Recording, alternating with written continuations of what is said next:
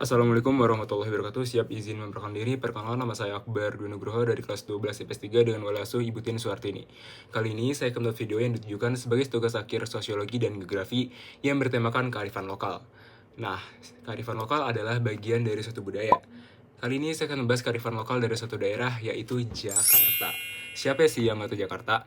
Ya, Jakarta saat ini masih memegang gelar sebagai ibu kota negara yang ditetapkan secara de jure sejak keluarnya penetapan Presiden nomor 2 di tahun 1961. Jakarta merupakan kota metropolitan yang terletak di pesisir bagian barat laut Pulau Jawa. Dahulu pernah dikenal sebagai Sunda Kelapa, Jakarta, dan Batavia. Saat ini Jakarta memiliki luas sekitar 664.000 km persegi dengan luas lautannya 6.977 km persegi dengan penduduk berkisar berjumlah 11.240.000 jiwa pada data tahun 2023. Sebagai pusat bisnis, politik, dan kebudayaan, Jakarta merupakan tempat berdirinya kantor-kantor pemerintahan, pusat BUMN, perusahaan swasta, dan perusahaan asing. Kota ini juga menjadi tempat kedudukan lembaga-lembaga pemerintahan. Selain itu, Provinsi DKI Jakarta juga terbagi menjadi 5 wilayah, Kota Madya, dan 1 kabupaten administratif, di antaranya Kota Madya Jakarta Pusat, Jakarta Utara, Jakarta Barat, Jakarta Selatan, dan Jakarta Timur, serta 1 kabupaten administratifnya itu Kepulauan Seribu. Semakin berkembangnya zaman, sudah tidak heran lagi perkembangan iptek di Jakarta yang sudah sangat pesat. Banyak hal positif yang bisa di masyarakat manfaatkan. Walaupun Jakarta sebagai wilayah koregion, yang saat ini sebagian besar populasinya berasal dari berbagai daerah, Jakarta juga tetap memiliki identitas kearifan lokal budayanya sendiri.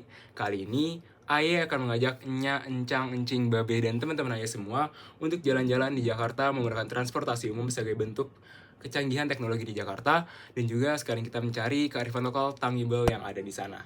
Nyok! Nah, kali ini Aye mau nyoba naik LRT atau singkatan dari Lintas Raya Terpadu Jakarta. Nah, transportasi ini sebagai bentuk bukti globalisasi dalam bidang iptek transportasi yang ada di Jakarta. Transportasi ini juga bisa dikatakan sangat canggih, ya emang canggih sih ya. Terus kayak nyaman gitu dipakai sama masyarakat-masyarakat sekitar gitu ya kan.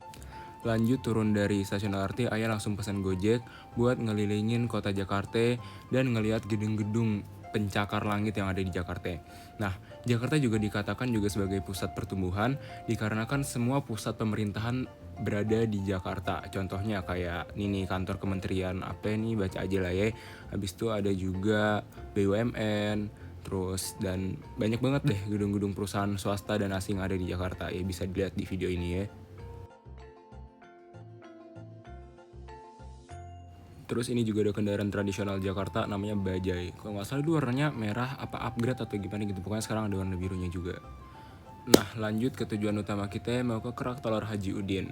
Nah, kerak telur ini adalah makanan tradisional khas Betawi. Abis itu sebelum kita memvideokan ini, kita minta izin dulu nih sambil ngobrol-ngobrol ke bapaknya, penerus generasi kerak telur Haji Udin. Nah, di sini Ayah nggak sendiri nih, Ayah bareng teman Ayah si Jibi sama si Kanmut. Emang kita hanya berusaha. Terus kita ngobrol-ngobrol sambil nanya tentang usaha kerak telur dan sejarah kerak telur. Jam-jam segini tuh memang baru bukanya atau Pagi sore. Hari ini baru 2 pot. Penempatan penjualannya emang harus jauh-jauh atau tergantung di juga kita mau jualan di mana? Jadi setiap tempat wisata tempat Pokoknya kita banyak banget dapat ilmu pengetahuan tentang sejarah kerak telur dari si bapak.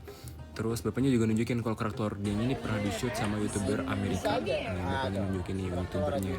Pokoknya namanya kalau kedengeran ya bisa dicari aja ya di YouTube, banyak.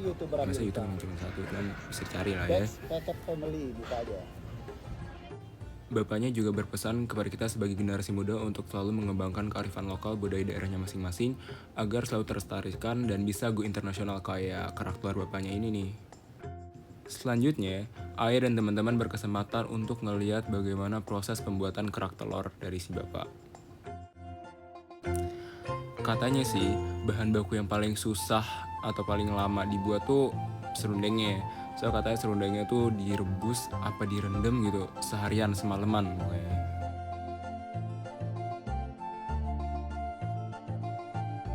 Oh ya, dan tadi Ayah juga nanya ke bapaknya nih, apa sih yang paling susah dari pembuatan kerak telur itu?